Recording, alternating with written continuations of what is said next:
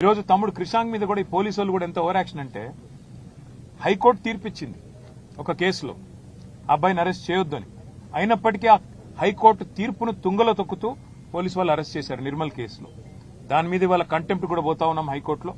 తప్పకుండా ఈ ప్రభుత్వానికి ఈ రాష్ట్ర పోలీస్ యంత్రాంగానికి నేను చెప్పేది ఒకటే, పోలీస్ యంత్రాంగం కూడా ముఖ్యమంత్రి గారి ప్రైవేట్ ఆర్మీ లాగా పనిచేస్తా ఉంది. వాళ్ళు మా ఇండ్ల మీదకి వచ్చి మా సీసీ కెమెరాలు హ్యాక్ చేయడం, మా ఫోన్లు ట్యాగ్ చేయడం, బెంగళూరుకి వెళ్లి ప్రత్యేకంగా 12 మంది హ్యాకర్లను తెచ్చి మనం ఆర్ఎస్ ప్రవీణ్ కుమార్ గారు వివరంగా చెప్పారు అంత విషయం అంతా.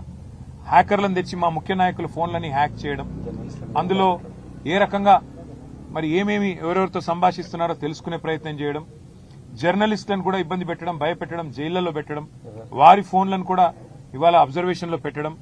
ఇవాళ ఈ రాష్ట్రంలో జరుగుతున్న ఈ అరాచక పర్వం ఏదైతే ఉందో దీనికి భయపడే ప్రసక్తే లేదు. ముఖ్యమంత్రి గారికి నేను చెప్పేది రేవంత్ రెడ్డికి, ఇంతకింత చెల్లించుకుంటావు, ఇంతకింత నువ్వే బాధపడే రోజు వస్తుంది. ఈ హ్యాకింగులు, ఈ ట్యాపింగులు, ఈ డ్రామాలు, జైళ్లు ఇవి బంద్ పెట్టి పరిపాలన మీద దృష్టి పెట్టు. రైతులు అల్లాడిపోతున్నారు, వాళ్ళని చూడు. రాష్ట్రంలో అరాచక పర్వం జరుగుతా ఉన్నది, నేరం పెరిగిపోతా ఉంది, దాన్ని చూడు. నువ్వే హోంమంత్రివి.